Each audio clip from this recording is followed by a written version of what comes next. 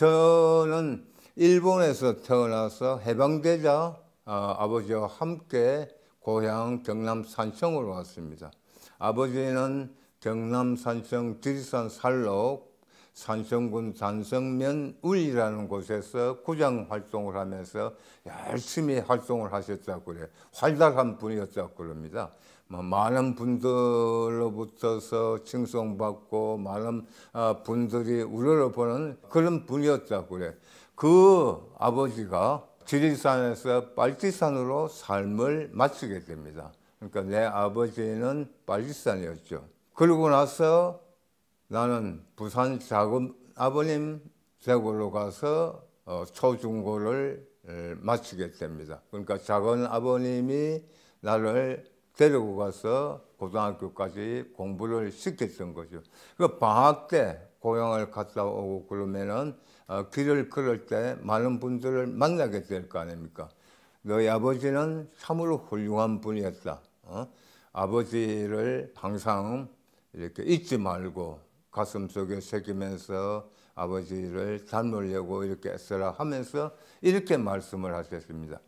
혼잣말처럼 골고루 잘 사는 게 무슨 죄라고. 그때까지 골고루 잘 사는 게 하는 걸 그때 깨닫지 못했거든요. 골고루란 것은 서부 경남 사투리입니다. 그러니까 모두가 균등하게, 평등하게 라는 말이거든요. 그래서 깨닫게 됐습니다. 내 아버지는 평등 세상을 꿈꾸다가 삶을 끝낸 분이구나. 그래서 그때서부터 평등과 평등 세상이 내 필생의 화두가 되게 됩니다. 그래서 부산에 와서 이제 고등학교 1학년 때부터서 농민운동가가 되겠다고 결심을 하게 됩니다. 그리고 대학 입시 공부보다는 사회과학 서적을 탐독하죠. 고등학교 3학년 때 한국 농촌 개혁 방안에 관한 나름대로의 논문을 썼습니다. 대학 노트 한 권 분량의 논문이었습니다. 그리고 부산 충무동 쓰레기 매립장에 야학을 설치했습니다. 그 쓰레기 매립장은 지금 부산 남항의 아주 번화가 중심이 되어 있죠. 대학도 농과대학을 들어갔습니다. 농민운동가가 되겠다고 했으니까 농과대학을 들어간 것이죠. 근데 작은 아버님이 고등학교까지는 공부를 시킬 수 있어도 대학까지는 시킬 능력이 없어서 대학 1학년 마치고 군대를 가게 됩니다. 공부를 더 계속할 수 없었기 때문입니다. 제대한 이후에 과외하면서 등록금 마련하고 또 생활비도 받고 하면서 지냈습니다. 그러면서 워낙 이 생활에 찌들다 보니까 직업을 가지지 않으면 안 될 상황이었습니다. 농민운동가가 되는 길은 포기했지만 사회활동의 꿈을 완전히 접을 수 없어서 사회활동을 하고 또 직업도 되는 길이 뭐겠냐고 신문기자가 되기로 해서 신문기자가 되었던 겁니다. 근데 신문기자가 되고 나서 박정희, 전두환 이런 세대를 쭉 지내면서 이렇게 내 삶을 바쳐야 되느냐 하는 고민한 끝에 다시 뜻있는 신문기자들 몇하고 독서 모임을 조직해서 사회과학 서적 읽으면서 토론도 하고 그랬죠. 어쨌든 그렇게 되니까 내가 기자 생활을 이거 더 해야 되느냐 안 해야 되느냐 하는 깊은 고민에 빠져서 결단을 내립니다. 기자 그만둔다. 그리고 프랑스를 가야겠다 해서 프랑스행을 단행합니다. 프랑스어 공부를 10여 년 동안 했거든요. 막연하게 1789년 프랑스 혁명 이후부터 계속된 혁명의 나라, 혁명으로 점철된 프랑스를 한번 공부해보자는 생각이 머릿속에 자리 잡고 있기 때문에 프랑스행을 단행을 했던 겁니다. 그래서 서울신문 사장에게, 당사장에게 그대로 말씀을 드립니다. 저 서울신문 그만두겠습니다. 근데 프랑스로 가겠습니다. 가려고 하니까 여권이 나오지 않습니다. 방법이 하나 있습니다. 서울신문은 그만두지만은 서울신문 통신원 자격을 주십시오. 그게 영어로 하면은 코레스폰던스 똑같거든요. 특파원이랑. 그래서 이제 사장께서 용단을 내렸죠. 사실 굉장히 어려운 거거든요. 빨치산을 둔 아버지가 연좌제에 걸려서 여권이 안 나오는데 편법적으로 여권을 나오게 한다는 것이 쉬운 일이 아니잖아요. 어쨌든 그렇게 해서 프랑스로 갔는데 가서 3개월 정도 있다가 김행욱 실종 사건이 터집니다. 나는 말하면은 서울신문을 그만뒀지만 실질적으로 회사에서는 다급하잖아요. 그러니까 10여 년 근무하던 기자고 하니까 저에게 통신원 타이틀도 갖고 있고 그러니까 김행욱 실종 사건을 좀 취재해 달라. 그거 안 할 수가 없잖아요. 그거 해서 취재 기간이 3개월 정도 이렇게 되었습니다. 그 끝나고 나서 회사에서 공부하러 간다고, 명분은 공부하러 간다고 했거든요. 거기서 특별하지 말, 그냥 현지에서 서울신문 특파원으로 활동하는 게 어떻겠냐. 단 대신에 상당한 자유스러운 시간을 보장한다. 그리고 급료는 또 다른 사와 같은 정도의 급료는 되지 않는다. 고민 끝에 받아들여서 특파원 생활에서 8년에 특파원 끝나고 돌아오자 언론사에 줄줄이 노조 창립 바람이 불었고 서울신문에도 4월에 노조가 창립되어서 사장 신분으로 가입했죠. 그러니까 가장 직급이 높고 가장 나이가 많은 조합원이었습니다. 그 활동을 하면서 자연스럽게 각사 파업 투쟁 현장에 달려가서 연대 활동도 하면서 내가 부각이 돼서 1988년 11월 26일 전국 언론노동조합 연맹이 창립되었을 때 초대 위원장으로 선출이 되었습니다. 그래서 초대 2대, 3대 위원장을 맡게 되었습니다. 그런 삶을 이렇게 쭉 지내다 보니까 한국 말하면 정치에 대해서, 즉 역대 대통령들의 독재 행위에 대해서 용납할 수 없는 그런 활동이 되었던 거죠. 그래서 그와 함께 이어서 맞서는 그걸 뭘 해야 되겠냐 하는 것이 오늘의 나로 이끌었습니다. 예.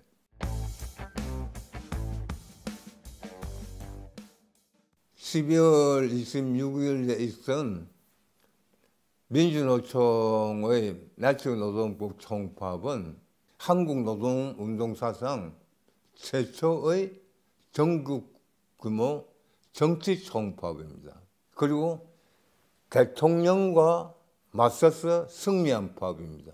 그래서 김영삼 대통령과 승부를 다투어서 김영삼 대통령을 굴복시킨 파업입니다. 국민의 절대적인 지지를 받은 파업입니다. 한때 80%에 가까운 지지를 받았습니다. 한국 사회를 변화시키는 어떤 변곡점이 되는 파업입니다. 굉장히 중요한 파업이에요. 저는 민주노총 위원장으로서 세 가지를 결심합니다. 이 파업 승리 끝에 아까 한국 사회의 중요한 변곡점이라고 그랬잖아요. 민주노총이 국민들의 가슴속에 강하게 이렇게 자리 잡게 됩니다.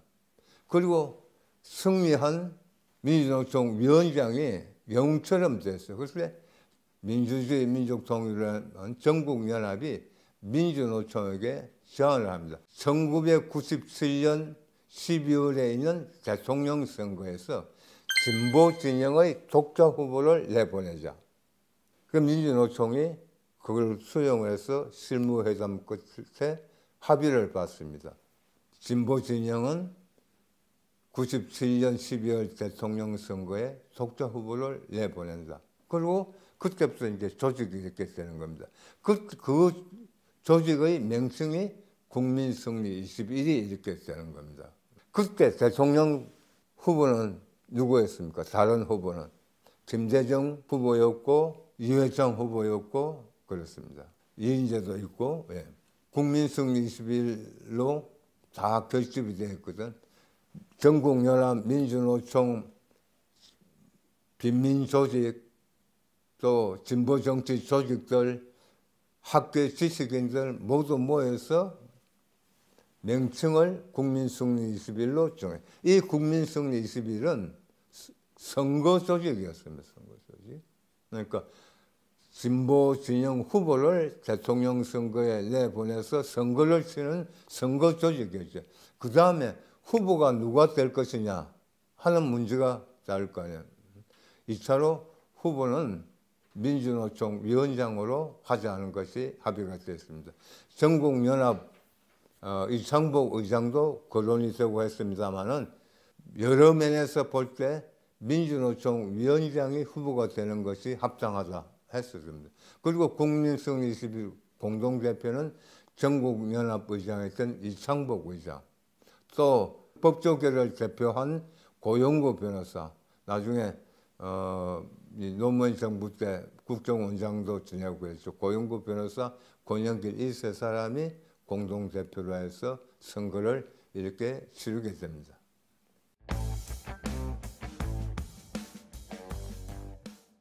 권영길은 진보 진영의 후보였습니다. 그리고 동시에 언론으로부터는 철저히 배제되는 후보였습니다.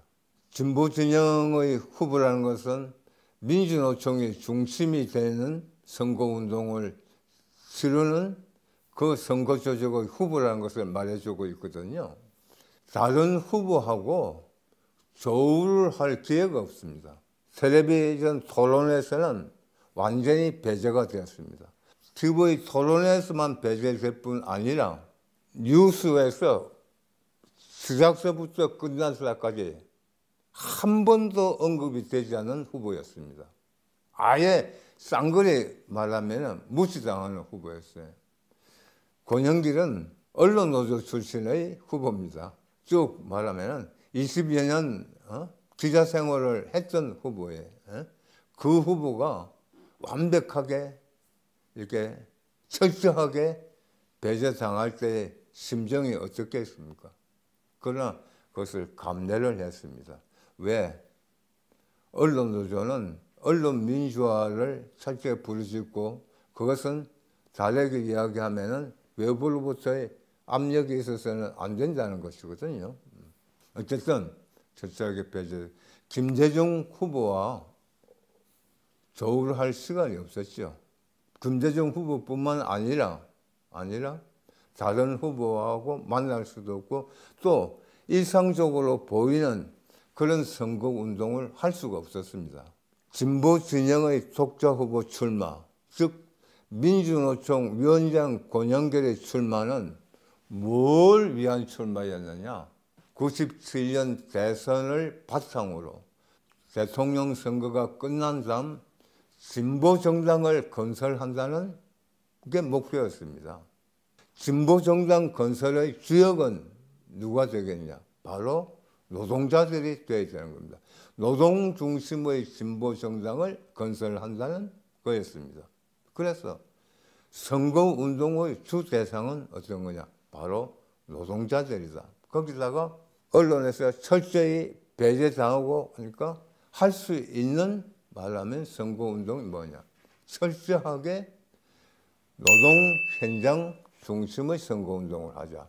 그래서 끝날 때까지 전국 각지에 있는 노동 현장을 말하면은 누비는 선거운동을 했습니다. 광주를 예를 들자면은 기아 자동차에 들어가서 전 라인을 돌면서 모든 노동자들과 함께 손잡고 이제 노동자가 주인 되는 세상을 만들어야 된다.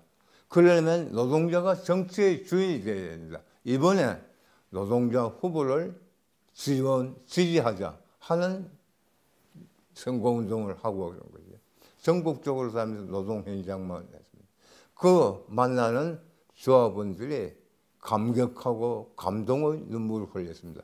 권영길, 우리 대통령 권영길, 노동자 대통령 권영길 이렇게 외쳤거든요. 그건 뭐냐? 지금 우리의 선거운동이 실제적으로 노동해방, 인간해방의 세상을 만든다. 우리는 그 출발점에 있었다.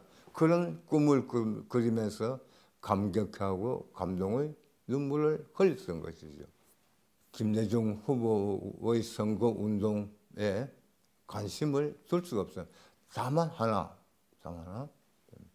저는 참 묘한 후보였습니다. 그때 선거의 결과는 어떻게 해야 되는 겁니까? 정권 교체가 돼야 되는 거거든요. 즉 김대중 후보가 반드시 당선이 되어야 되는 겁니다. 나는 진보진영 후보 얘기를 하지만은 내 득표가 얼마일까 걱정하는 것이 아니라 진짜 끝날 때까지 김대중 후보가 떨어지면 큰일인데 이걸 끊임없이 걱정해야 되는 것이죠. 다행히 떨어지질 않았습니다. 김대중 후보나 또는 후보 진영이나 또는 새정치 국민회의나 쪽에서 한 번도 공식적으로 권영길에게 어떤 말을 건네지 않았습니다. 후보 단일화 문제라든지 뭐 이런 거 일체 건네지 않습니다. 처음부터 끝까지 아무 말이 없는 가운데였습니다. 그런데 저는 이렇게 생각했습니다. 저뿐만 아니라 권영길의 출마가 김대중 후보를 도와주는 것이다. 쉽게 생각하면 이렇게 생각할 수 있거든요. 김대중 후보 지금 나와가지고 당선이 돼야 되는데 이 진보진영 권영길 나오면 표 깔까 먹는 거 아니냐. 간표 요인이 되는 거 아니냐고 생각할 수 있는 겁니다. 그렇게 생각할 수도 있습니다. 그런데 오히려 도와준다는 거라고 생각하게 된 것은 김대중 후보에게 주어진 건 뭡니까? 평생을 따라다니는 좌경, 용공, 빨갱이 짝지입니다.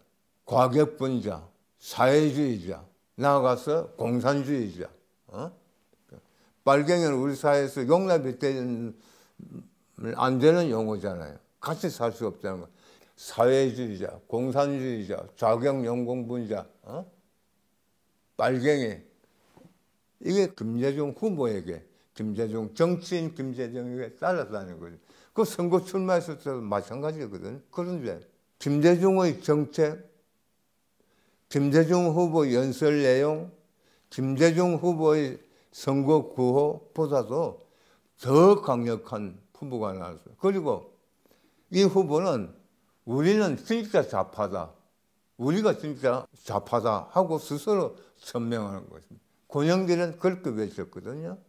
그리고 선거 구호도 감명했습니다. 재벌 해체, 정예고 반대, 국가보안법 철폐 이거거든. 다른 후보들이 감히 이야기할 수 없죠. 김대중 후보가 재벌 해체란 말을 할 수 있나요? 정예고 반대, 국가보안법 철폐. 그런데 이 국민승리 21 후보는 이렇게 하다 보니까 보수 언론인이나 또는 상대부가 김대중 후보에게는 전에처럼 김대중 후보의 선거 구호가, 김대중 후보의 연설이, 김대중 후보의 정책이 좌파다 하고 짝지를 붙일 수가 없는 겁니다. 붙으면 진짜가 있으니까 이것이 김대중 후보를 도왔다.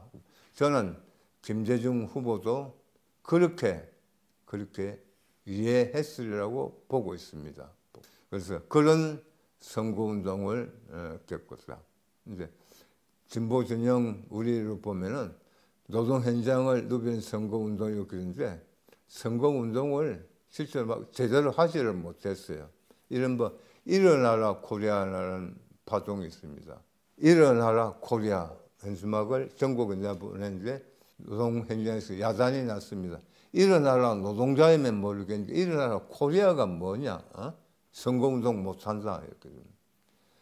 선거 백보도 일어나라 코리아고 후보 얼굴이 없는 백보예요. 그 왜 그렇게 하냐고 하니까 선거 기획한 팀이 전문가라고 하는 팀이었다고 그러는데 이렇게 해야 관심을 끈다. 권영길이라는 후보, 진보 진영의 후보, 국민승리 21의 후보 모를 거 아니야. 국민승리 21이 뭔지 모르는 거 아니냐. 근데 멀리서 보는 후보 얼굴은 없고 진짜 조만하고 이렇게 하면 관심을 갖고 가서 이렇게 보면은 아, 국민승리 21이 진보 진영 결집체라는 거 알고 그러면은 주목을 받을 거다 하는 것이었다는 겁니다. 나중에 알고 보니까 그거야말로 아마추어적인 승법이었어요. 결론적으로 그때 선거는 후보 얼굴을 유권자들이 모르는 속에서 나아가서 후보가 누군지도 모르는 속에서 끝난 국민승리 21의 선거였습니다. 그러나 김대중 후보는 당선이 되었습니다.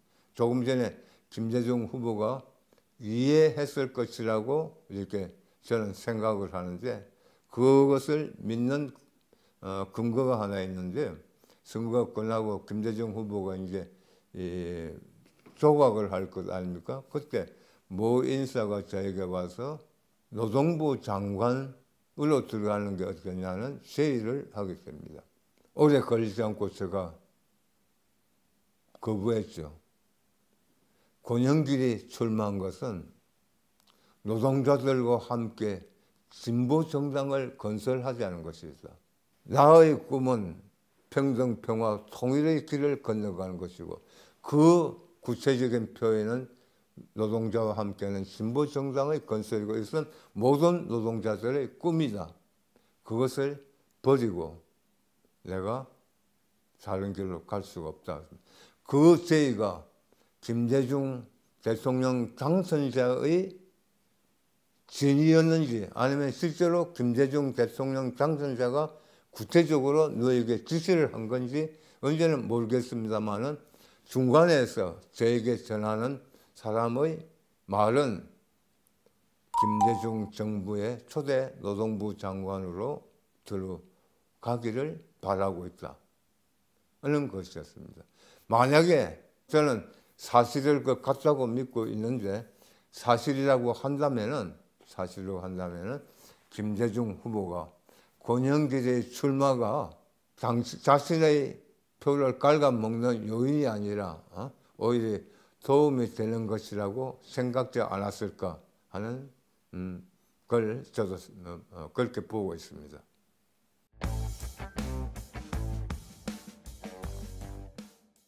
97년 대통령 선거에서 선거의 마당에서는 김대중 후보하고 한 번도 만난 적이 없고 그 이후에도 만난 적이 없습니다. 돌아갔을 때까지.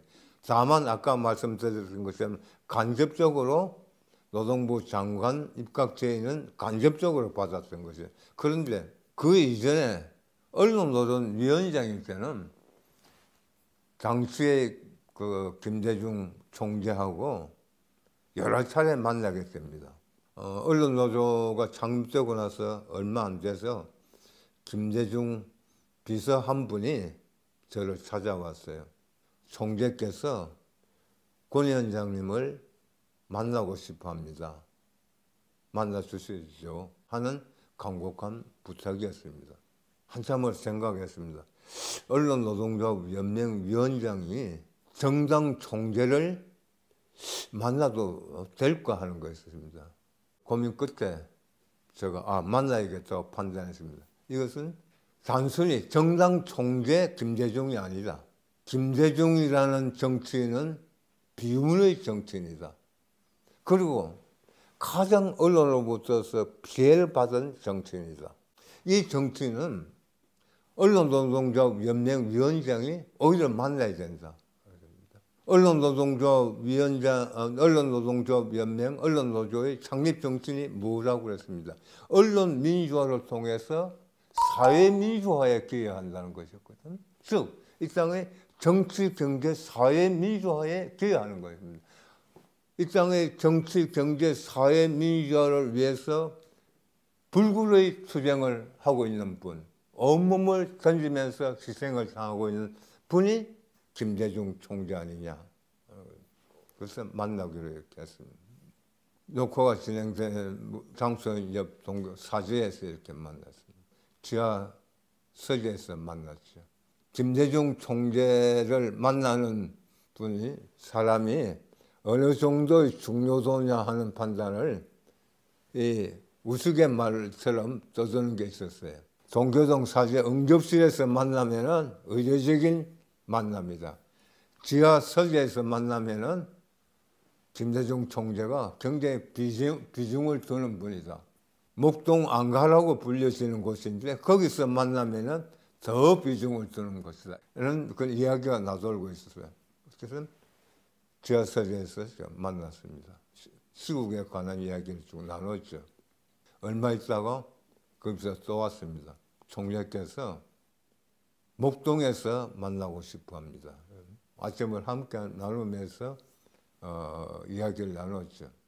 특별한 이야기는 시국 상황에 언론노동조합 연맹위원장이고 한 사람은 야당 총재고 또 이 땅의 민주화를 위해서 끊임없이 걸어가실 분이고 이러니까 자연스럽게 그냥 이야기가 전개되는 거죠.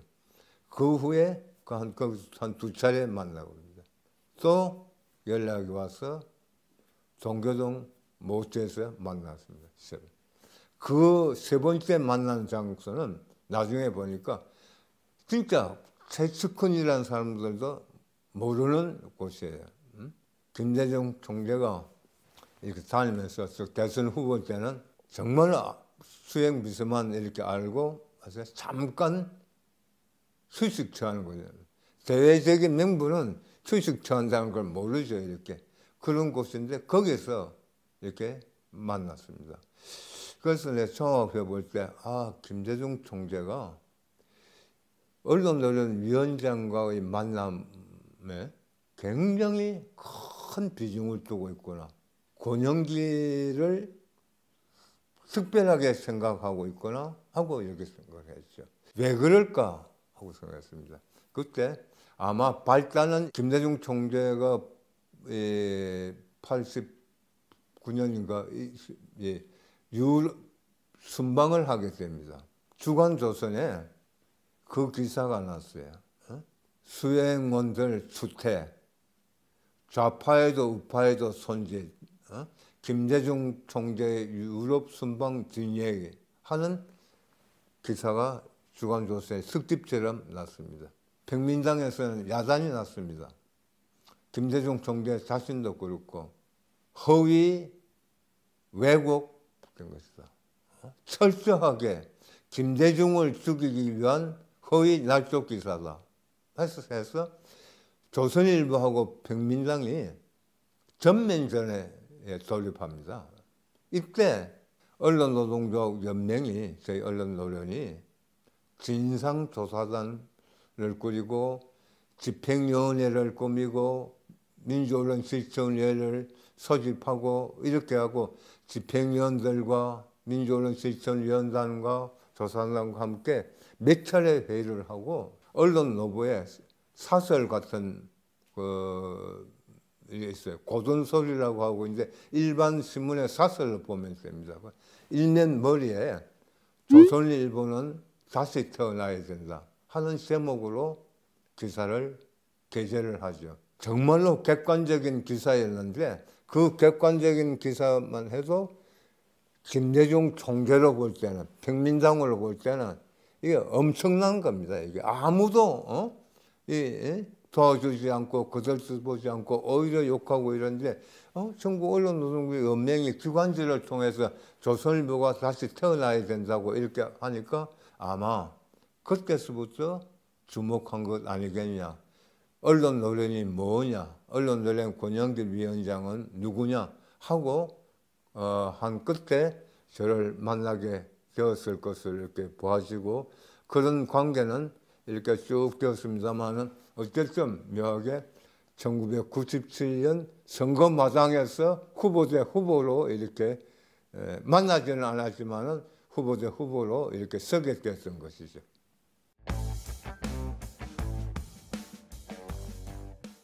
국민승리 21은 진보 독자 후보 선거 조직이라고 그랬습니다. 저는 그것을 국민승리 21 1기와 2기로 나누고 있습니다.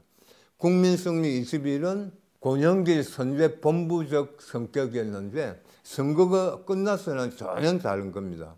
진보 진영 독자 후보 출마는 대선 이후에 진보 정당을 건설하기 위한 것이었거든요.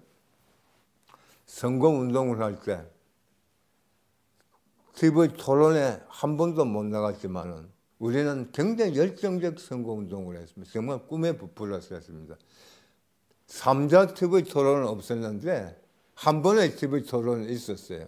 그걸 제가 치욕의 TV 토론이라고 표현을 하는데 선대본부에서 후보를 부르는 게 딱 2번 있었습니다.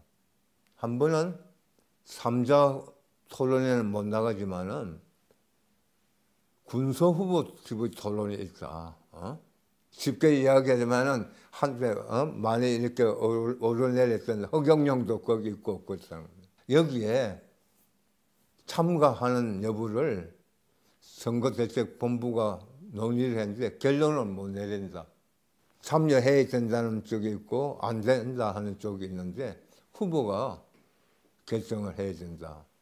안 하겠다 그랬습니다. 그랬더니 권영길이라는 사람 아무도 모르는데 여기라도 조금 나가야 될 거 아니냐. 정말로 저 붙잡고 업소를 하는 것이었습니다.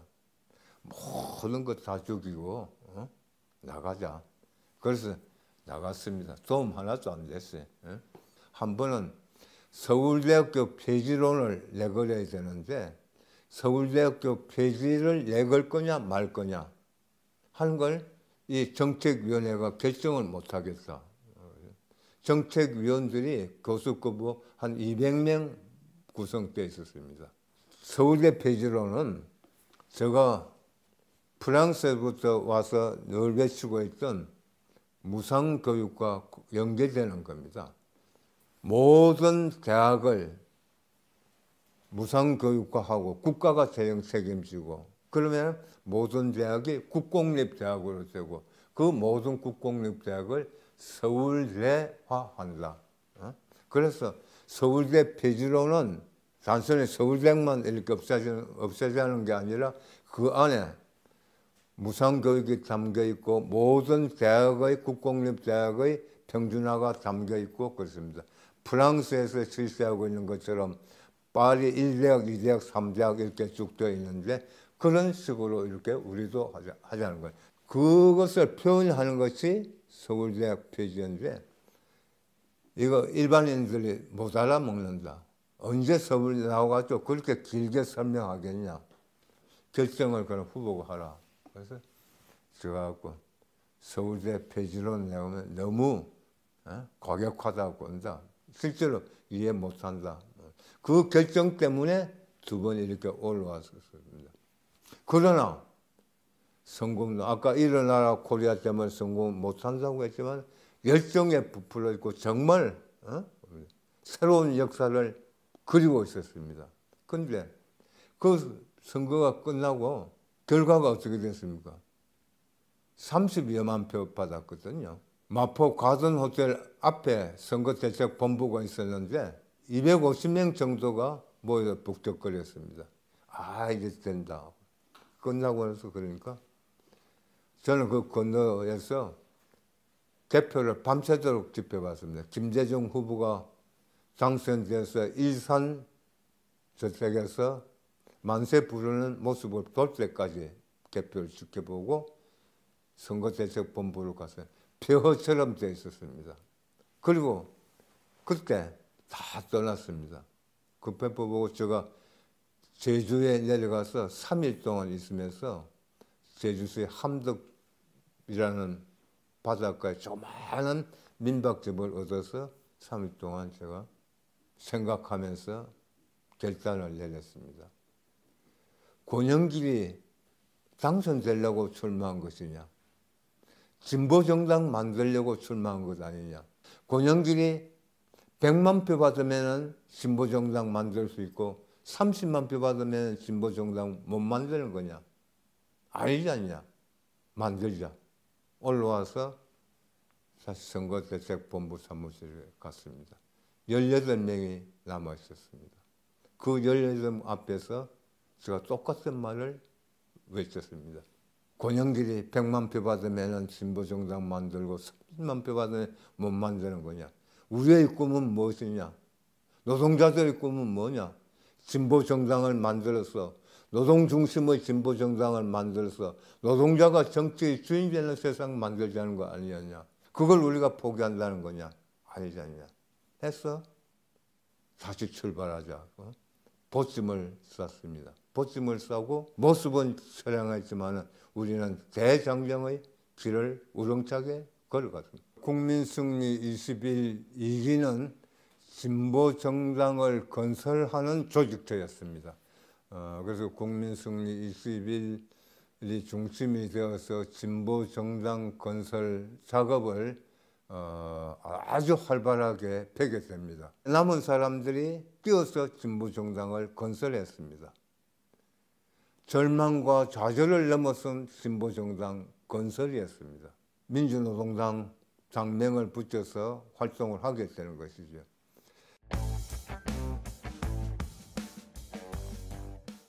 김대중 대통령은 저악의 상황에서 일생의 포부를 실천하지 못한 비운의 정치인, 그러나 저악의 상황에서 최선을 만들어낸 대통령, 이렇게 정의를 할 수가 있습니다. 김대중 대통령이 처한 최악의 상황은 무엇입니까? IMF 상황이거든요. 6.25 전쟁 다음으로 국가의 세계 위기가 IMF라고 그랬습니다. 그 IMF 상황에 처하니까 김대중 대통령은 뭐 할 수가 없는 거다. IMF를 수습하는데 다 끝난 거죠. 김영삼 대통령은 뭡니까? 김영삼 대통령은 IMF를 불러온 대통령, 김대중 대통령은 IMF를 수습한 대통령이었거든요. 수습하느라고 김대중 대통령이 갖고 있는 젊은 시절부터서 대통령이 될 때까지 갖고 있었던 온갖 고초를 당하고 수많은 고비를 넘기면서 간직하고 있었던 그 포부를 제대로 펼지를 못했죠. 그러나 그 중에서도 위대한 업적을 남겼다. 그것이 한반도 평화와 통일의 토대를 구축한 위대한 역사를 만들었다는 겁니다. 평양에서 김정일 국방위원장과 만나가지고 한반도 평화와 통일의 문을 활짝 열었죠. 좁은 한반도 평화 통일의 길을 넓혔습니다. 6.15 공동선언에 있는 남쪽의 연합제안과 북쪽의 낮은 단계의 연방제안이 공통점이 있다고 합의한 통일 이행 단계 합의. 이건 뭐냐? 통일의 걸림돌을 걷어치운 거거든요. 사실상 통일의 길로 이제 들어섰다. 그대로 가면은 뭐냐? 실제로 꿈에도 그리던 이 통일이 이루어지는 겁니다. 그 역사적 과업을 이뤄낸 거예요. 그러니까 북쪽에서도 남쪽에서도 해외에 모여서 6.15 공동선언 실천위원회라는 게 구성이 돼서 얼마 전까지 활동을 했잖아요. 윤석열 정권 아래서 남북관계가 완전히 파탄나고 북쪽에서 남북관계를 적대적 관계로 규정해가지고 전쟁의 먹구름이 한국 사회를 뒤덮어서 파탄날 때까지 그것은 살아있었던 거거든요. 그것을 김대중 대통령이 만들어냈다. 김대중 대통령은 젊은 시절부터 한반도 평화와 평화 통일에 관한 남다른 지식을 갖고 한반도 평화 통일 방안을 수립해서 그걸 발표도 하고 그랬던 분. 꿈이 바로 한반도 평화와 통일의 토대를 구축하는 것이었거든요. 대통령이 돼서 실제로 그대로 했잖아요. IMF 상황에 빠진 그 어려운 조건 속에서도 그것을 이뤄냈습니다. 그런데 이 위대한 과업을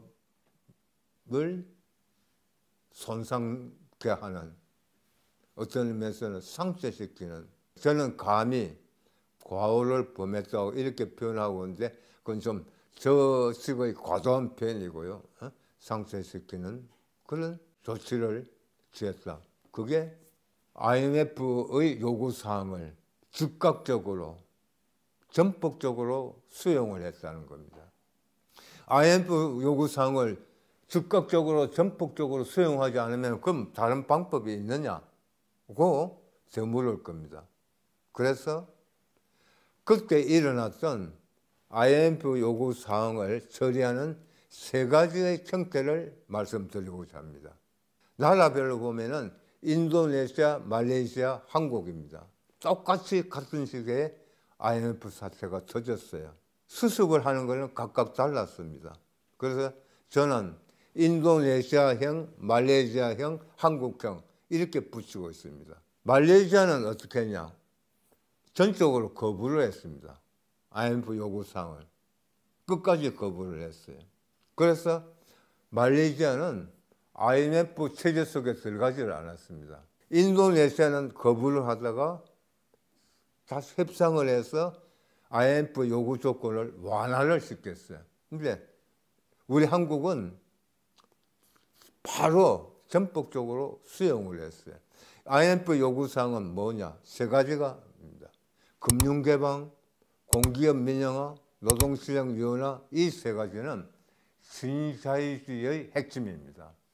1980년대부터 지금까지 세계를 지배하고 있는 것이 신자유주의 정책.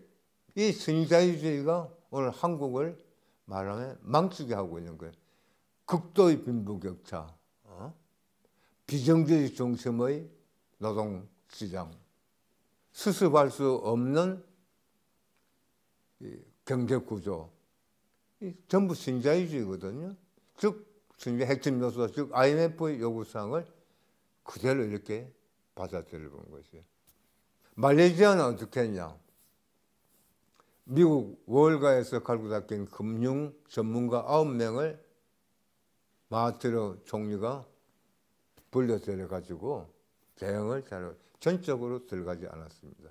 일부 인사들은 말레이시아는 원자재도 있고 그렇게 해서 IMF 요구사항 거부해도 살아갈 길이 있는데 우리는 수출로 먹고 사는 나라고 원자재도 없고 근데 그 거부해서 어떻게 하겠다는 거냐 그 이야기를 할 수도 있고 그렇게 하는 분들도 있습니다. 그런데 실제적으로 IMF 쪽에서 IMF의 대표도 지냈고 또 세계은행의 고위직을 지낸 사람이고 노벨 경제상도 받고 한 분이 이런 이야기를 합니다. 한국이 한마디의 저항도 없이 완전히 흔쾌히 전폭적으로 받아들이는 것 보고 깜짝 놀랐다고 이야기하기도 했거든요. 어쨌든 그 세 가지가 있는데 이것이 김대중 대통령의 실책이었다. 한반도 평화와 통일의 토대를 구축한 위대한 역사를 갉아먹고 그것을 상쇄시키는 실책이었다. 크나큰 실책이었다. 라고 말씀을 드립니다. 그리고 그것이 이때까지 지금 한국 사회에 말하면 비극의 씨앗이 이렇게 되고 있는 것이라고 설명드립니다.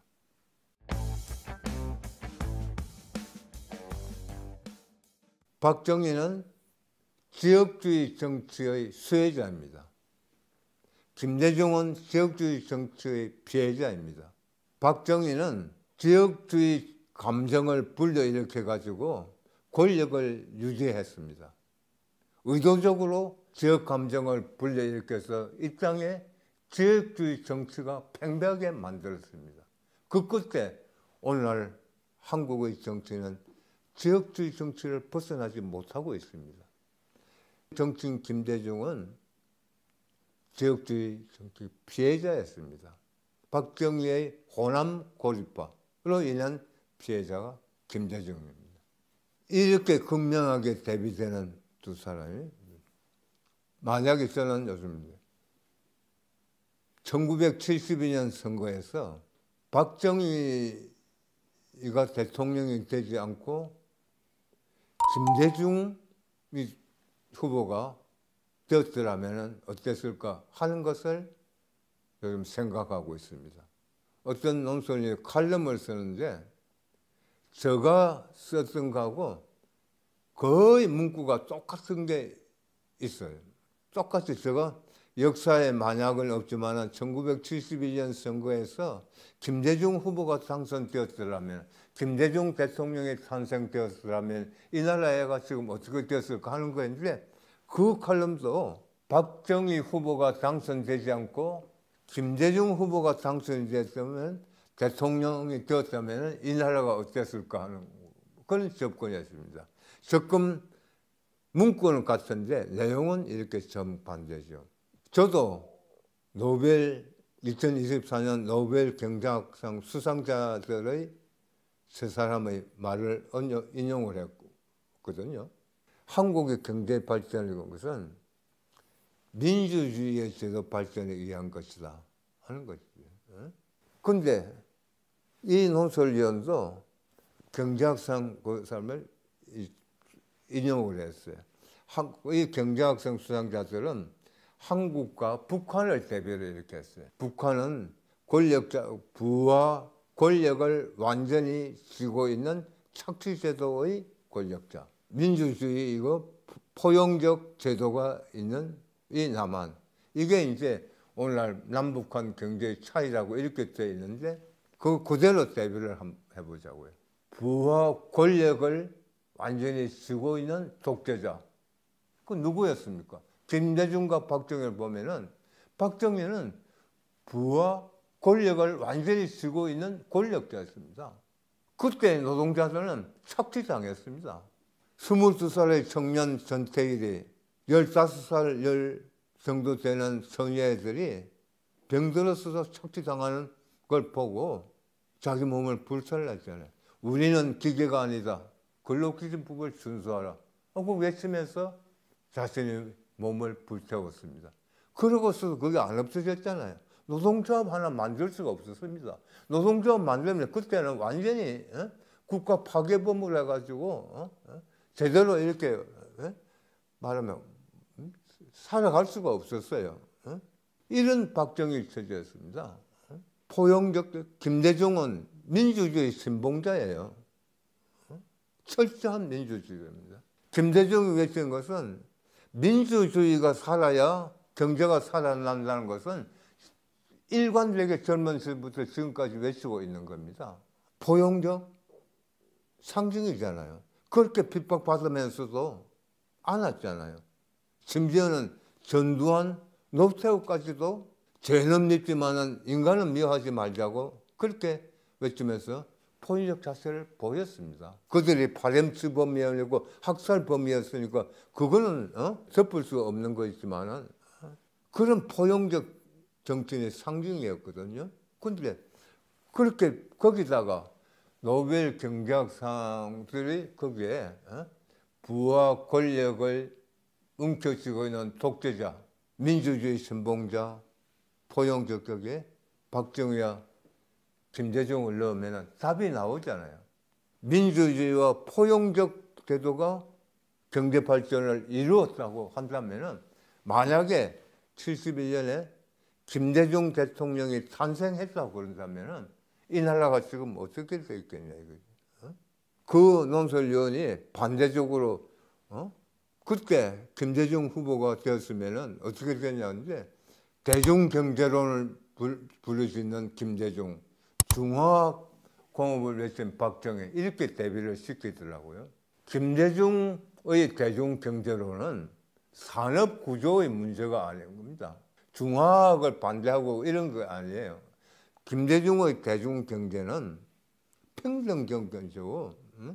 성장이 된다면은 분배의 정의를 어떻게 실현할까 하는 이런 문제예요. 산업구조가 아닌 겁니다. 그래서 박정희 이후에 어떻게 됐습니까? 1961년서부터 1987년까지 20년 동안 한국의 민주주의는 죽었습니다. 20년 동안 우리는 암흑의 세계에서 살았었어요. 박정희는 유신체제로 정치를 완전히 죽이고 민주주의를 죽이고, 전두환은 체육관 선거로 정당을 주고 정치를 주고 민주주의를 죽이고, 71년서부터 지금까지 한국이 발전하는 것을 놓쳤다 이거예요. 그래서 김대중, 박정희 비교를 해야 된다고 생각합니다. 박정희는 조금 더 이야기를 하고자 합니다. 많은 사람들이 그렇게 얘기하거든요. 독재는 했지만은 박정희는 부정축제는 안 했잖냐. 그리고 그게 기정사실처럼 되어 있습니다. 전두환, 노태우는 강탈해갖고 축제하고 자기 자식들 자자손 살도록 했지만은 박정희는 부정축제는 안 했지 않냐. 보편적 말하면은 이 이야기들입니다.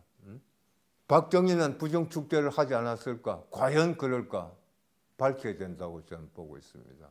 박정희는 쿠데타 일으키고 제일 먼저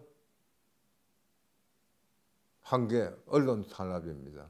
쿠데타 일으켜서 명분이 이 혼란한 정국을 수습하기 위해서 도리 없이 군인이 나섰다. 이 혼란한 정국 수습하면은 민정이양하겠다. 민정이양 안 했습니다. 약속을 저버리면서 나 같은 불행한 군인이 다시는 나오지 않기를 바란다 하고 눈물 짓는 모습도 보였습니다. 거짓이죠. 왜냐하면 그 전에 언론을 장악해서 언론이 민정이양을 하지 않는 박정희를 공격할 것 같으니까 언론윤리법이라는 걸 제정해서 언론을 완전히 틀어막으려고 그랬습니다. 그때 언론인들이 완전히 저항해서 기자들이 들고 일어났습니다. 조직적으로 저항하자고 합의를 봤습니다. 즉 노동조합을 만들어서 노동조합의 힘으로 저항하자고 했는데 이 상황에서는 노동조합을 만드는 것이 너무 무리다 해서 만들어진 게 기자협회입니다. 상황이 좋아지면은 노동조합으로 전환한다는 이면 합의를 하고 윤리법 파동을 일으켜서 언론 장악을 일으켜서 가서는 유신 때 가서는 어떻게 했습니까? 아예 중앙정보부 요원 한 사람을 조정관이라는 이름 붙여서 각 언론사에 상주시키다시피 했습니다. 그 조정관이 제목 하나하나까지 기사 본문 내용 전부 다 적하고 이 제목은 달지 마라. 이 기사는 아예 삭제하라. 완벽하게 언론을 통제했잖아요. 그리고 유신체제를 이용했습니다. 김대중은 거듭 말씀드리지만 언론 자유를 외치면서 피해를 당했잖아요. 그런데 그런 박정희를 지금 다시 미화시키고 있습니다. 아까 질문을 되도록 한다면 1971년에 김대중 대통령이 탄생하지 못한 것은 두고두고 우리의 참 한으로 남는 겁니다. 민족의 운명이, 나라의 운명이 참으로 험난하구나 하는 말씀을 드리는 겁니다.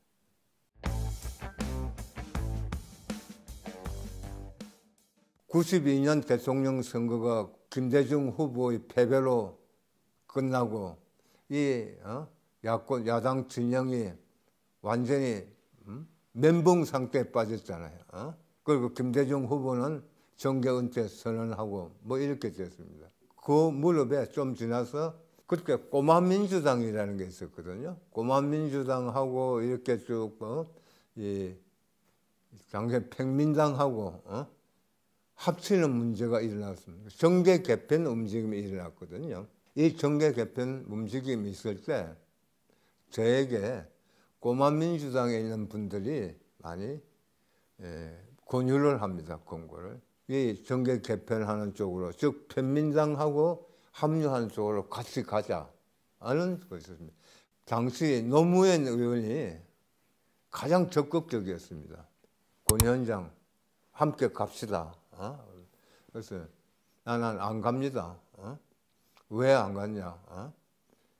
권위원장 같은 사람이 꼭 가야 된다. 진보 정당을 건설하기 위해서 안 간다. 내 사명은 진보 정당을 건설하는 것이다. 내 삶의 보람은 거기에 있다. 그래서 당시 노무현 후보가 이게 일단 진보 정당 건설이 되는 게 안 됩니다. 저기 가서 힘을 키워서 그 힘을 갖고 와서 진보 정당 건설하면 될 거 아닙니까? 또 거기에 있는 다른 분들도 다 이렇게 권유를 했어요. 작고한 재정구 같은 분도 그렇고 나중에 꼬마민주에 있던 분들이 갖고 화로동선이라고 음식점도 경영하면서 정치적 활동의 무대로 삼았는데 거기 모였던 분들 대부분이 그렇게 됐어요. 안 간다 그러거든. 그런 과정을 거쳐서 제가 이제 진보정당을 건설하려고 뛰어다닐 때 호칭을 권위원장 뭐 요즘 뭐 하고 있습니까? 권선배 요즘 뭐 하고 있습니까? 형님 요즘 뭐 하고 있습니까? 하고 묻는 사람들이 몇몇 있었어요. 그래서 진보정당 건설하려고 뛰어다니고 있다.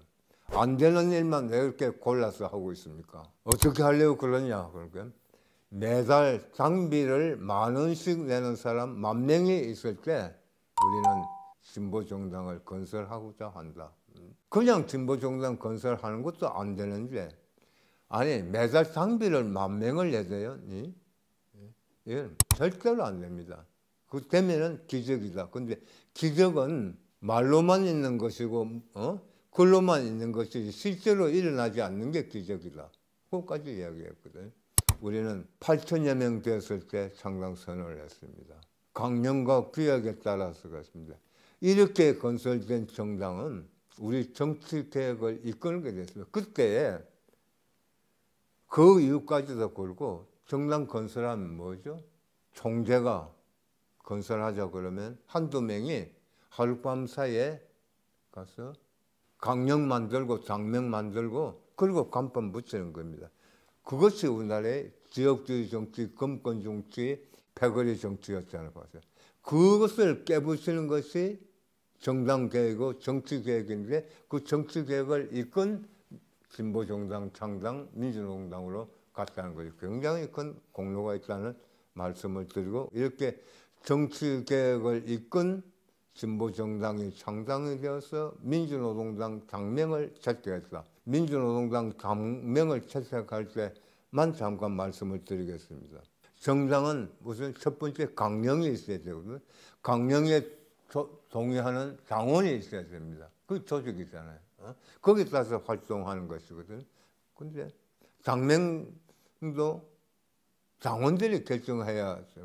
근데 지금까지는 아니었죠. 근데 민주노동당은 발기인될 때 당명을 공모를 해서 한겨레 신문에 공고도 내고 해서 77개의 당명을 모집해서 10개를 추려서 4차 투표 끝에 민주노동당 당명이 채택이 됩니다. 이렇게 대중적으로 강령 심의도 1년여 거치고 그래서 어쨌든 아무도 안 된다고 하고 아무도 희망이 없다고 해서 떠나버리는 그 바닥에서 민주노총이 중심이 되어서 민주노동당을 만들었습니다. 민주노총이 없었다면 민주노동당은 없었습니다. 민주노총이 민주노동당을 만들어서 그 이후에 한국 정치의 효리 바람을 일으키고 실제적으로 한국 사회를 바꾸는 중심체가 되었던 겁니다.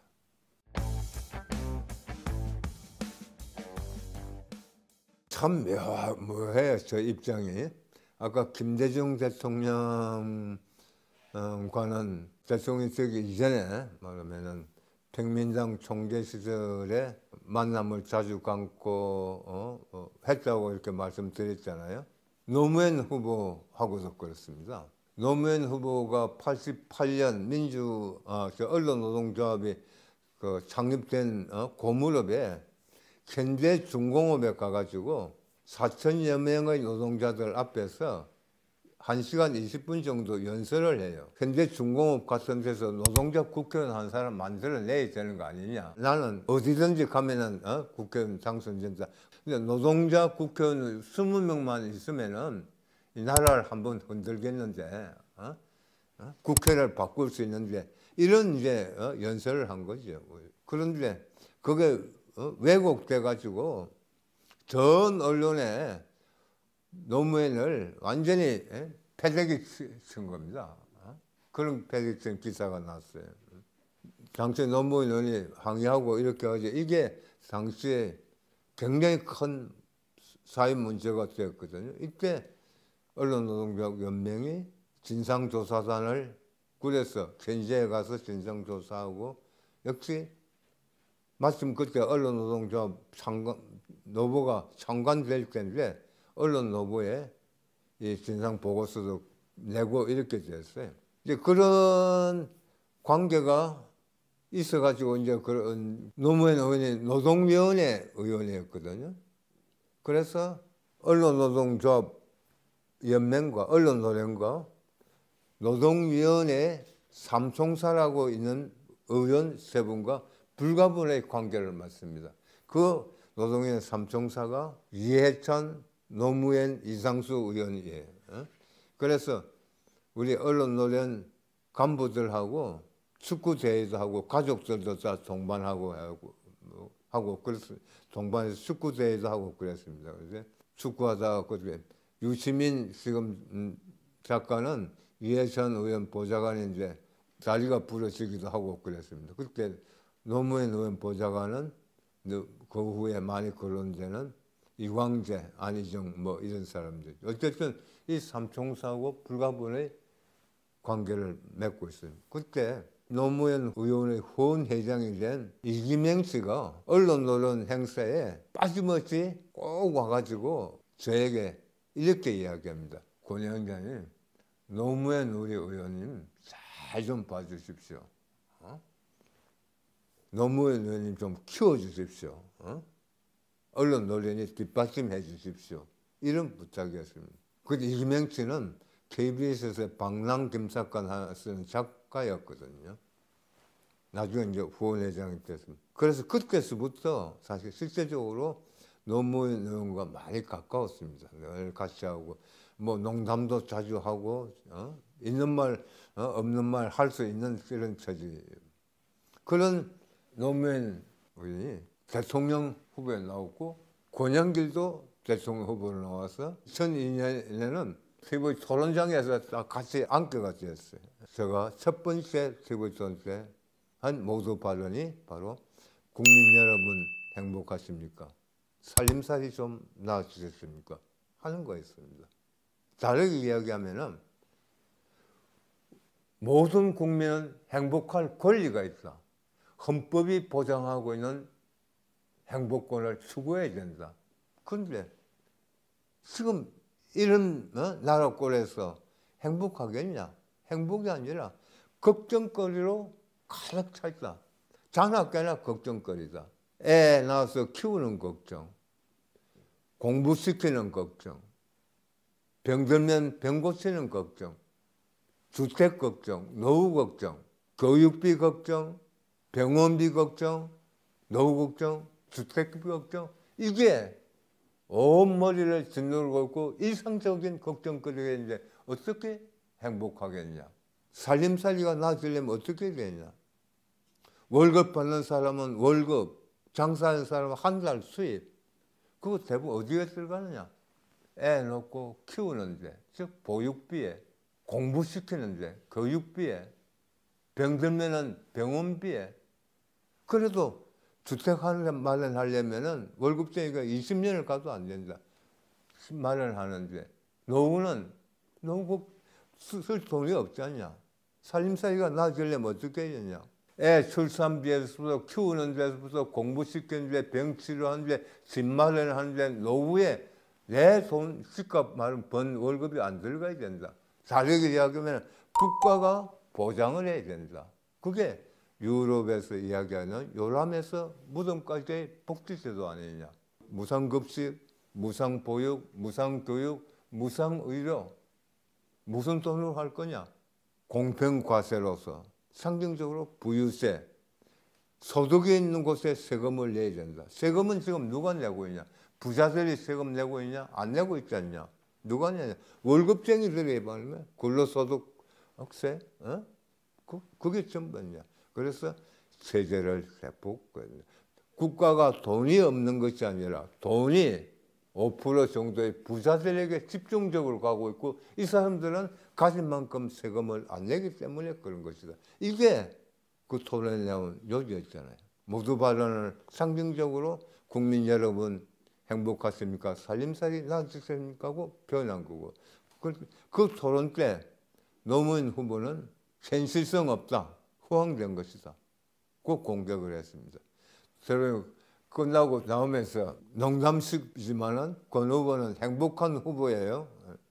왜? 그러니까 이거 뭐 안 되는 말도 뭐 허무맹랑한 말도 마음대로 하고 뭐 책임지지 않아야 써도 되는 후보니까 나는 당선돼서 책임지는 후보다 이런 뜻이거든요. 제가 노무현 그 후보 전 대통령이 어투를 잘 알거든요. 아까 저는 뭐 벌써 12년 동안 같이 했기 때문에 그 표현하면은 무슨 말이라는 것도 알고 그래서 뭐 넘기고 이렇게 했어요. 어쨌든 그런데 노무현 후보 대통령이 되었습니다. 그때도 권영길의 가장 큰 걱정 중에 하나는 뭐냐? 노무현이 떨어지면 어떡하느냐? 더군다나 나중에는 이제 정몽준 후보하고 파동도 일어났을 때는 더 심했죠. 노무현이 당선되어 있었는데 정몽준 파동 일어나서 그래서 이제 선거 끝나고 이렇게 이야기해서 말. 정몽준 파동만 안 일어났으면은 우리 권 후보 또는 권영길 표를 훨씬 더 많이 받을 텐데 하고 이야기를 합니다. 그럼 저때하고 거기서 더 받으면 노무현이 떨어져. 이렇게 이야기를 실제로 그랬거든요. 이게 권영길의 고민이었습니다. 권영길 표를 많이 받아야 되는데 많이 받으면 노무현 후보 떨어지고 97년 대통령 선거 끝나고 2002년 선거 끝나고 나서 민주당 쪽에 강국하게 이야기하는 게 대선 투표제를 도입해야 된다. 지금도 그렇게 요구를 하고 있습니다. 근데 민주당 쪽에서 안 받고 있습니다. 진보정당 후보는 권영길뿐만 아니라 그 이후에 대통령 후보든 국회의원 후보든 늘 나오면은 곤혹스러운 입장에 처하는 것이 야당 단일 후보 해라. 야당 단일 후보 해라는 건 진보정당 후보 사퇴하라는 이야기거든요. 그러면은 정치 발전 안 된다고 보는 입장입니다. 왜냐하면 분명하게 민주당은 진보정당이 아닌 걸 스스로 말해주고 있습니다. 진보정당과 정책이 다릅니다. 무상교육 안 된다고 그랬어요. 그런데 민주농당은 하자는 거 아닙니까? 이 완전히 대비되는 이 정책이 국민들에게 전달이 돼야 되는 겁니다. 그리고 1차 투표 끝나고 결선 투표 올라갈 사람은 진보정당 후보가 안 되면은 안 돼요. 그렇지만 그 속에서 정치 발전이 이루어지는 거거든요. 2002년 대선 때 정말로 권영길이 인기를 얻었던 만큼 표를 받았으면은 노무현 후보 안 되는 거죠. 아까 이야기했던 토론 끝나고 그 이후에 전국을 도는데 전국으로 야단이 났으면 각 곳마다 가면서 권영길 제일 똑똑하더라. 권영길 제일 잘하더라. 시원한 이야기 들었다. 처음으로 들었다. 그런 세상에 있구나 하는 걸. 그런데 거기서 하는 말이 뭔지 아십니까? 이제 표는 권영길에게 안 찍었다. 이렇게 솔직하게 이야기하는 사람이 많았습니다. 꼭 찍어야 되는데 다음번에 찍어주마. 꼭 찍어야겠는데 하는 건 뭡니까? 민주노동당 정책이 우리 마음에 들어온다. 이런 거였거든요. 그럼에도 불구하고 그만큼 만약 표를 받았으면 어떻게 되느냐 하는 점입니다. 그래서 뭐 선거전에서는 그렇게 됐고, 그러나 이제 그 토론장 말고 딱 한 번 노무현 당 후보를 하고 맞닥뜨린 적이 있어요. 맞닥뜨려 같이 앉았죠. 10월 1일 계룡다에서 열린 국군의 날 기념식이었습니다. 그때 국방부에서 어떻게 진보정당 후보도 초청을 하더라고요. 노무현 후보 바로 옆자리에 앉았거든요. 뭐 기념식 때는 말 못하고 끝나고 오찬장으로 가는데 노무현 후보 나보고 아이고 권 위원장 우리는 여기 검증받으러 왔죠. 뭐 이렇게 해서 아이고 나보고는 검증하자고 할 사람 없을 텐데요. 내가 뭐 그렇게 이야기를 하고 왔습니다만 그때 이렇게 한번 보고 대통령 되고 나서도 못 보고 서거 할 때까지 못 봤습니다. 서거하고 나서 가슴을 쳤죠. 왜냐하면은 민주노동당이 내걸었던 것, 권영길이 외쳤던 그 공약들, 노무현 후보는 대통령이 돼서 받아들이지 않았거든요. 이른바 친자유주의 정책을 이렇게 추진했거든요. 그런데 노무현 대통령이 이제 퇴임하고 나서 퇴임 직전에 친자유주의에 대한 비판적 발언을 하기 시작했어요. 나중에 보니까 참모들 이렇게 모아가지고 정기적으로 토론을 하면서 재임 시절에 있던 정책들을 다시 정리를 하려고. 그게 돌아와서 난 다음에 나온 진보의 미래라는 책입니다. 그 책을 내가 이렇게 보니까 민주노동당이 외쳤던 거, 권영길이 외쳤던 거 딱 그대로더라고요. 제가 왜 가슴을 치고 통탄의 한숨을 쉬었냐면은 퇴임하고 난 뒤에 제가 지역구가 창원이었지 않습니까? 국회의원 그만두고 나서도 철수를 안 했거든요. 바로 이웃 동네예요. 그래서 내가 우리 이제 저기 지역에 있는 동지들에게 이렇게 이야기했습니다.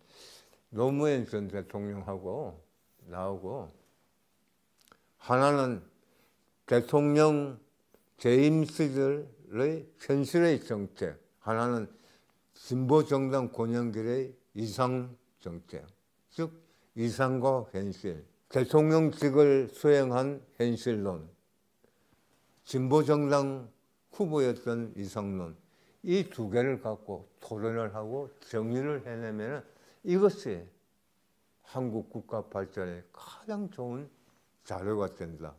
실제로 그렇게 되는 거거든요. 그렇게 하려고 그랬는데 그걸 못하고 노무현 후보가 세상을 떠나서 통탄을 했던 것이에요. 김대중 후보 돌아갔을 때는 그런 건 아니었지만은 꼭 한번 만나 뵙고 싶었습니다. 왜냐하면은 아까 97년 대선 이후에 한 번도 만나지를 못했다고 그랬잖아요. 한번 만나서 김대중 대통령께 그동안에 우리 쭉 이야기하면서 한번 이야기를 듣고 싶었습니다. 노동운동에 관해서도 그렇고. 왜냐하면 대통령이 되기 전 총재할 때도 저희께 사람을 보내서 그 민주노총의 파업 이런 게 걱정을 많이 하면서 조언도 해주시고 그랬거든요. 아까 첫머리에 나왔던 노동법 날치기 파업 때도 꼭 사람을 보내서 그 어떤 참고 말씀도 전하고 전달하고 그렇게 해서 그랬던 사이니까 돌아가시기 전에 꼭 한번 만나 뵙고 말씀 듣고 싶은데 그거 못하고 이렇게 떠나가 버렸죠.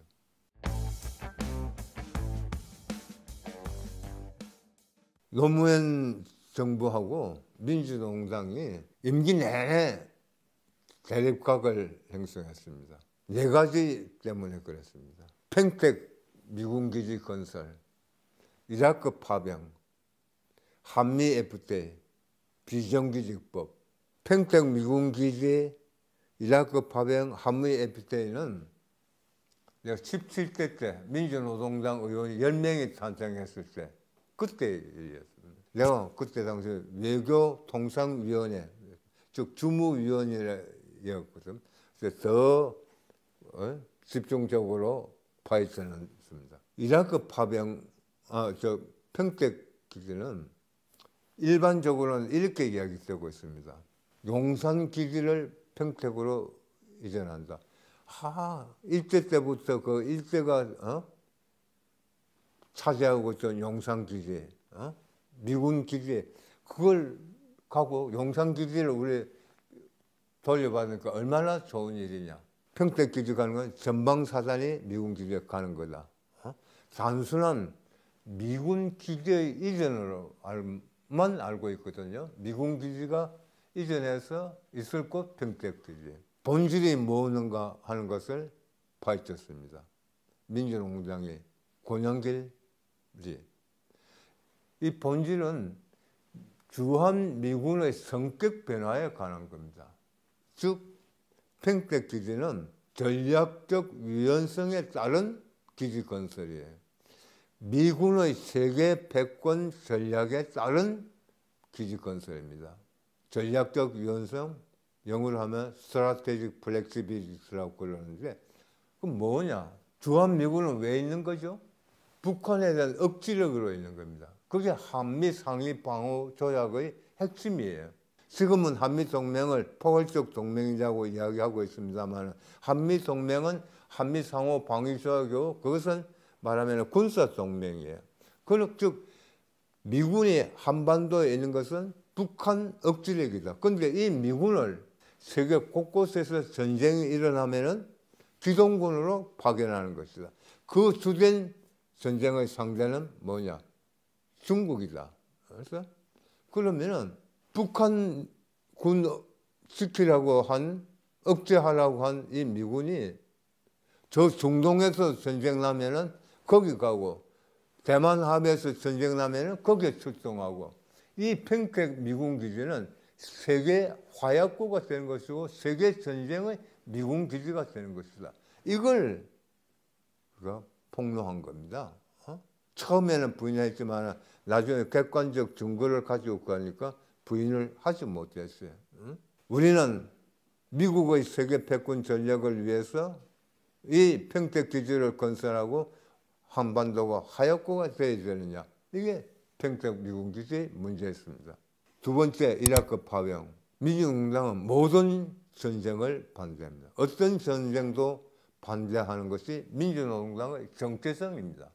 전쟁을 반대하고 평화를 추구하는 것. 이라크 전쟁은 명분 없는 전쟁이었잖아요.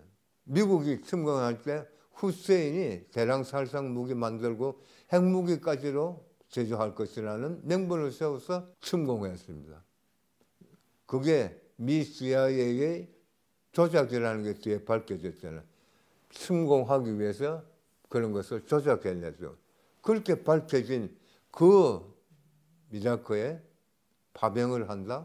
한국군의 도덕성은 뭐냐? 받아들일 수 없는 거죠. 그 반대하면서 투쟁. 한미 FTA, 진보적 FTA 하자는 거죠. 이 상태로 한미 FTA 하면은 빈부격차가 더욱 심화된다. 빈부격차를 고칠 수 없다. 즉 경제 구조를 바꿔야 된다. 산업 구조를 바꿔야 된다. 완전히 재벌 몇몇 재벌 중심의 이 경제 체제. 중소기업은 재벌의 후레측에서 허덕이고 오고 몰락해가는 이 속에서는 어떠냐? 국민이 허덕이게 된다. 평택기지, 이라크 파병, 한미 때 보다 더 격렬하게 격돌한 것이 비정규직 법이었습니다. 노무현 정부는 노무현 대통령도 비정규직 보호법이라고 했습니다. 권영길은 민주노동당은 비정규직 양산법이라고 했습니다. 노무현 정부가 비정규직 보호법이라고 한 근거는 뭐냐? 비정규직이 2년 근무하면은 자동적으로 의무적으로 정기적으로 전환하도록 한다 하는 것이 법조항입니다. 아니 이게 비정규직 많은데 2년 지나면은 법적으로 정규직 전환하는데 이 좋은 법을 왜 반대하느냐? 우리는 함정이다. 2년 지나면은 비정규직으로 기업들이 전환 안 한다. 극단적으로 이야기하면은 2년 되는 시점에 해고한다. 노무현 대통령이 또 그렇게 했습니다. 노무현 대통령이 어쩌로 세상을 그렇게 삐딱하게 보이면은 되느냐. 삐딱한 생각을 가지면은 삐딱하게 본다고 이렇게 비아냥거리까지 했습니다. 실제로 그대로 되잖아요. 기간제와 파견제를 완전히 흘려버립니다. 그 조항을 두고. 그때 우리가 그래. 이것만 되면은 우리도 완전히 비정규직으로 넘쳐난다. 아니다고 강행 통과시켰잖아요. 그 저지하기 위해서 민주노동당 10명의 의원이 법안심사소위실에 점거를 했습니다. 강행 통과시켰거든요. 그런데 그때 한국은 지금 정말로 어떤 정권도 해결할 수 없는 비정규직의 나라가 되어버렸고, 비정규직을 어떻게 푸느냐 하는 것이 노동자의 문제가 뿐만 아니라 한국 국가 발전의 과제거든요. 그게 어디서 벌어졌냐? 바로 노무현 정권 때 출발했다는 것이다. 그래서 노무현 임기 내내 민주노동당하고는 이렇게 대립각을 형성했고, 그러나 그 이후에 아까 말씀드렸던 것처럼 그 문제를 두고 노무현 대통령에서 왜 그랬어? 지금은 어떻게 생각하고? 그러면은 반성하고 성찰하고 토론해서 우리 새로운 걸 만들어냅시다. 왜냐하면 노무현 대통령이 생전에 그 봉화마을 관저에서 20여 명의 학자들 참모들 모아놓고 똑같이 그렇게 이야기했어요. 우리가 재임 때 한 이거야. 과연 옳았느냐? 이거 성찰해야 된다. 그리고 토론해서 우리가 새로운 정책을 만들어내자. 그걸 이게 우리가 해야 될 역할이고 그나마 우리가 보답하는 것이다. 그거 했거든요. 그걸 아까 말처럼 권영길과 토론해서 새로운 정책을 만들어냈으면 참 국가 발전의 좋은 요소가 됐을 텐데 그걸 하지 못하고 가신 부분이 안타깝다는 걸 또 한 번 말씀드립니다. 비상계엄을 선포합니다.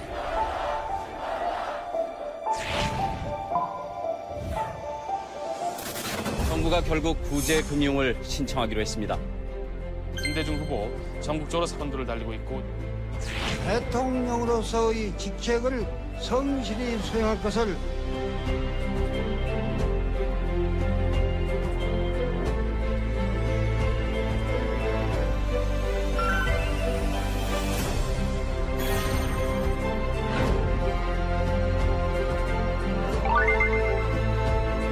정말 김대중 대통령 같은 정치인이 있었나 탄생을 했으면 좋겠다는 생각이 들어요.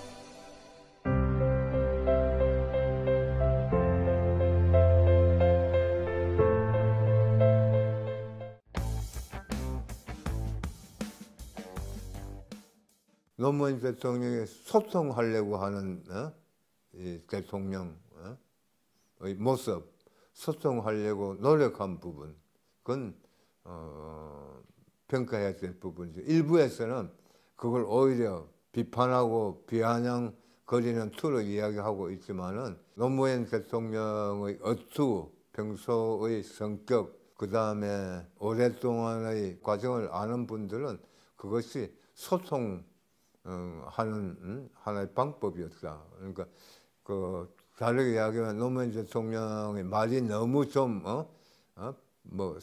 비속어 같다. 너무 좀 속된 말이다. 이렇게 이야기하는데 아니잖아요. 그러니까 가장 쉬운 말로 하는 대통령, 소통하려고 노력했고 실질적으로 소통이 이렇게 많이 된 대통령이라고 이렇게 볼 수 있죠. 2000년에 민주노동당 의원이 정치개혁을 이룬 선봉이었고 또 복지국가 건설 경제민주화를 이끌었고 그 다음에 정치민주화를 이끌었습니다. 국회의 주인은 국민인데 국회를 국민에게 되돌려주자고 해서 그 민주노동당 의원이 가기 전에는 국회 출입이 안 됐어요.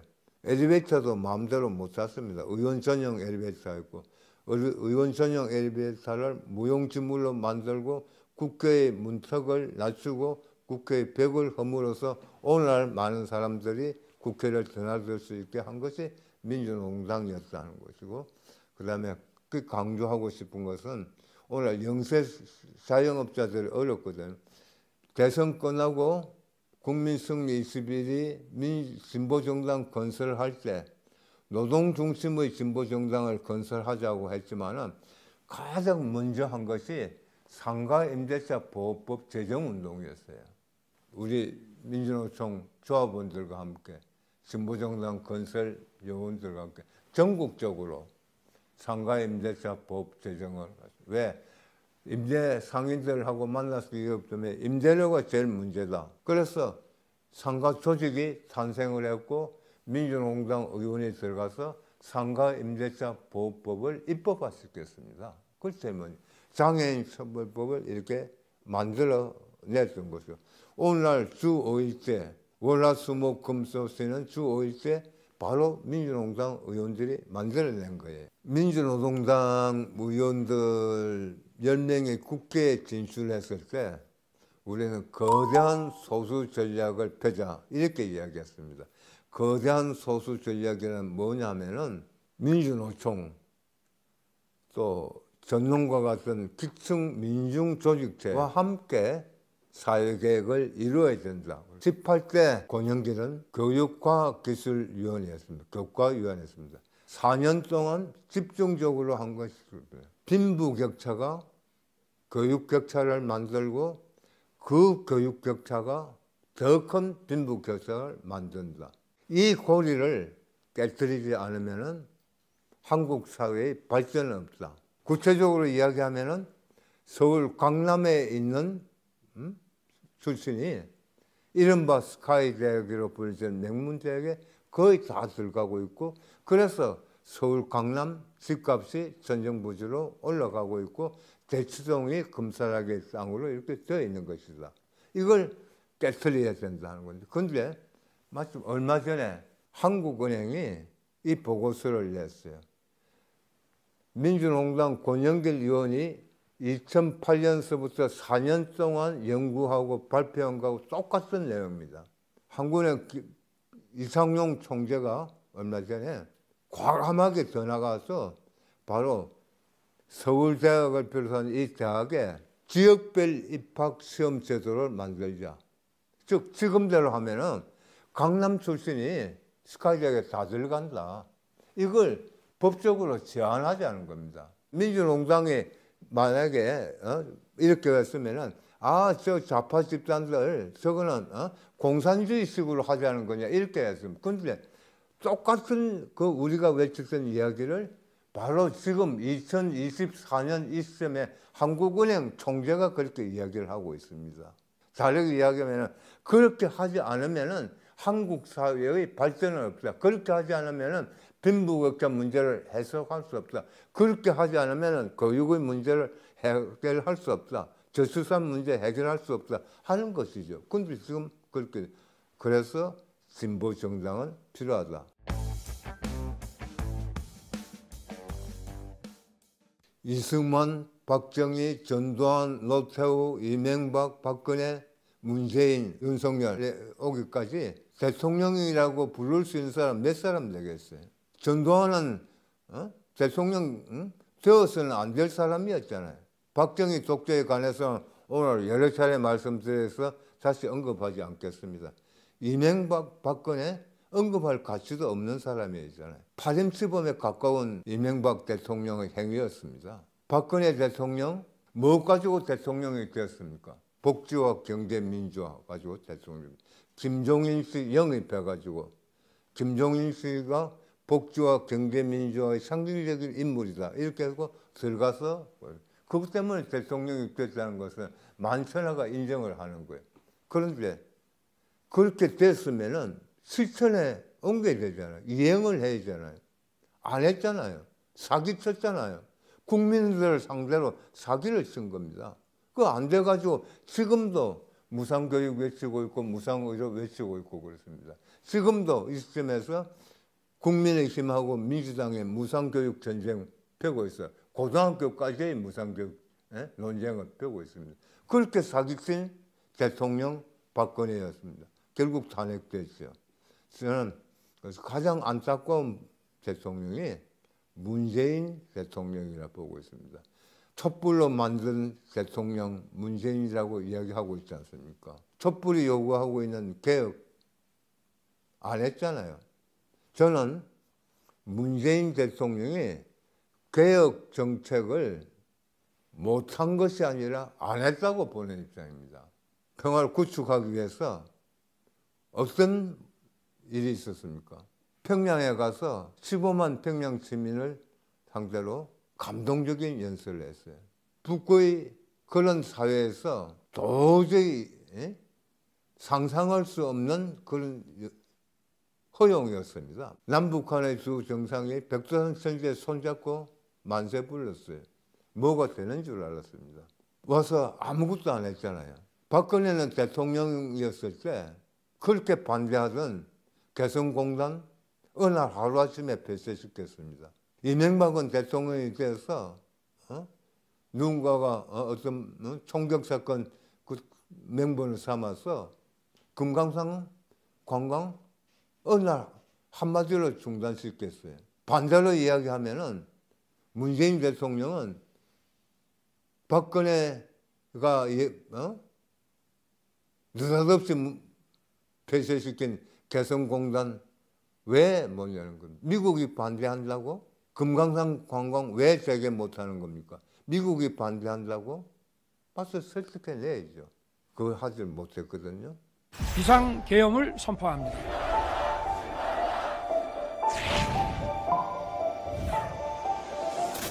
정부가 결국 구제금융을 신청하기로 했습니다.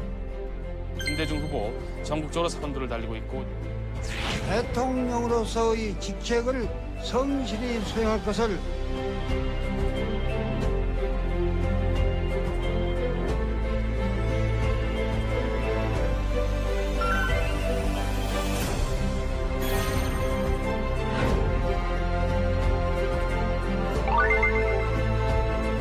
정말 김대중 대통령 같은 정치인이 있었나 환생을 했으면 좋겠다는 생각이 들어요.